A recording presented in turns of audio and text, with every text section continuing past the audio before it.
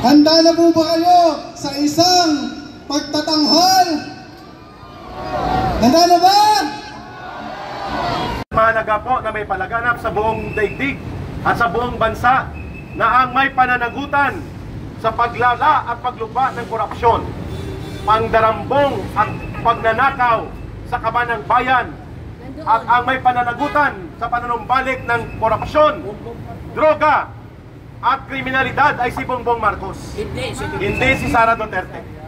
Ang may pananagutan kung bakit naging sindikato at pokus-pokus ang budget 2025 at pwedeng hindi na ito gamitin at ideklara ng Supreme Court na unconstitutional, ang may pananagutan si Marcos. Bakit hindi siya pinapanawagan na lumaya sa poder at patalsikin sa kanyang pagiging pangulo na inutil at malansaysay ang gobyernong kanyang pinamumunuan? Sino ba ang kumuha ng PhilHealth 60 billion pesos? Hindi ba sila nila Marcos at sila Ralph Recto? At pinigilan ng Korte Suprema na magkaroon ng temporary restraining order at injunction, kaya hindi nila nakuha ang 26 or 29 billion na naiwan sa PhilHealth. Hindi ba yan ay pananagutan ng Pangulo ng Bansa? Bakit si Sara Duterte ang ipinapa-impeach at hindi si Marcos? Yan ang tanong ng mamamayan. Kung totoo na gusto natin pagbabago at matino na pamumuno sa pamahalaan, una sa lahat, tukuyin at tumbukin natin sino ang may pananagutan sa paglubha at paglala ng korupsyon. Si Bongbong Marcos! Bongbong Marcos! Sino ang may pananagutan sa pagkakaroon ng malaganap na kultura muli ng korupsyon at pandarambong? Si Bongbong Marcos! Sino ang may pananagutan sa panunumbalik ng droga, sindikato ng mga kriminal at ng ganon din ng mga oligarkong gahaman sa gobyerno ni Marcos? Si Bongbong Marcos! Sino po ang nagpasiro budget sa PhilHealth? Si Bongbong Marcos! Sino po ang may layunin na itinago ang pagbebenta ng gold reserve na 25 tons at nagkakahalaga ng 129 billion pesos? Si Bongbong Marcos! Bakit si Sara Duterte po ang pinapa-impeach? Kalokohan. My goodness! Mga kababayan, ito ang dahilan kung bakit kailangan natin ilinaw ang mga isyo na ito at bakit tayo nagsasalita dito, sapagkat hindi pwedeng tabunan, hindi pwedeng takpan ang katotohanan, sapagkat anong katotohanan, mga kababayan? Ang katotohanan, ang paniningil at pananagutan dapat nakasentro kay Marcos, sapagkat siya ang Pangulo ng Bansa. At malinaw po na ang malala at malaganap na korupsyon na ito ay pananagutan ni Marcos mismo. Siya ang pumirma sa lahat! Yes! Vice Gov! Siya ang pananagutan!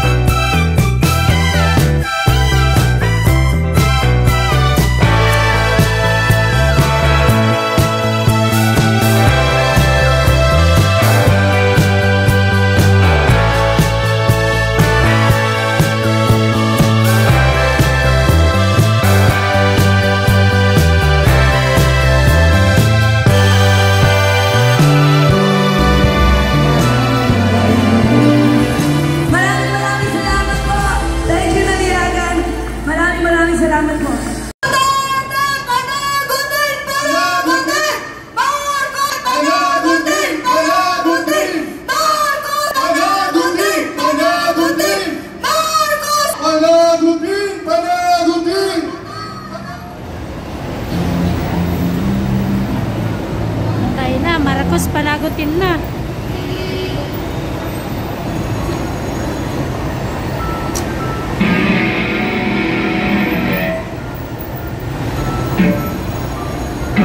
So yan guys, nandito tayo sa EDSA Shrine. At ito nga, nakikita nyo po yung rally ng pink lawan. So yung akala natin, yung mga pula ay kakampi nila. Pero ito narinig nyo po yung sinigaw ni Ma'am Marcos Panagutin.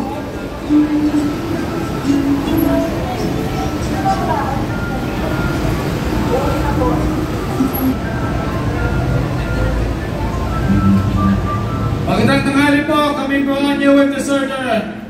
Mabuhay po tayong lahat! Ang unang kanta namin,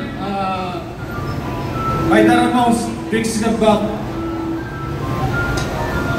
Sound check na muna, sige.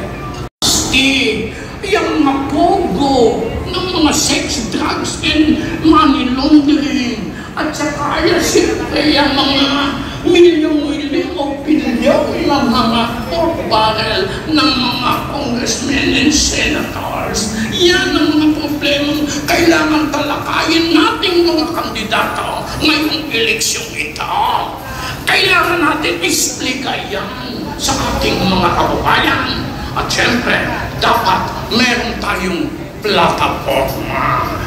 Kaya ito ang plataforma ng Lakas Tama Party. Tatlo lang muna. Unang-una, garantisado ang trabaho para sa lahat. Bawal ang tamad.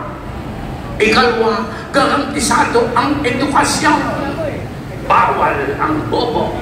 At number 3, free Medicare. Dapat ay walang may sakit. Bawal ang magkasakit. Ayan ang plataforma ng Lakas Tama Party. Problema. Nung prinsipyo ko ito sa Comelec, ay hindi raw ako pwedeng maging kandidata dahil daw ako ay isang nonsense candidate. Kanya, tinanggal ako sa roster of candidates. Ang problema naroon na sa balota yung mga anak ko. Ay di gusto nilang gumawa pa ng balota na walang pangalan ko. Ay sabi ko naman wag na. Wag na nga Hindi na kailangan magpa-imprenta. Sayang naman ang pera. Ako'y atakas na lang. Pero sinasabi ko sa inyo, tuloy ang laban natin. Lakas Tana para sa pagmamahal sa bayan. At lakas Tana para sa tama. Maraming salamat sa inyong lahat. Kababayan, ibibigay ko po kay Ginoong Oliver para sa panghuling panalangin at pagtitipon natin dito. Naman Diyos, sa hapong ito nagpapasalamat po kami sa oras na ibinigay mo sa amin dito sa Exas Mine. Lahat ng ito, Ama, pinapadalangin po namin ang aming kahilingan. Na one of these days, ibigay mo na ang aming mga pangarap. Napababain na po si Pangulong BBM dahil po siya wala ng kakayanan, aming kahilingan na bumaba po siya ng peaceful at ibigay niyo na po ang karapat-dapat para kay Vice President Sara dahil nakalam po namin na ang mga Duterte ay walang kasalanan. Siya po ang Pangulo, siya po ang dapat magkaroon ng accountability. Kaya sa umagang ito, Ama, pinapasalamatan po namin sa lahat po na nandito na sumusuporta para ipahayag ng katotohanan.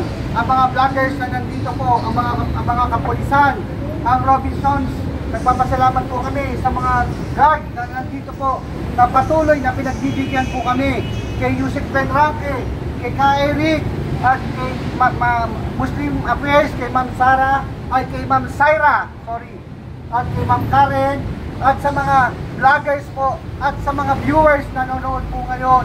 Nandito po kami upang ihayag ng katotohanan. Kaya lahat ng ito, Ama, pinapanalangin po namin sa aming Amang Diyos, na aming makapangyarihan sa lahat. Everybody say, Amen!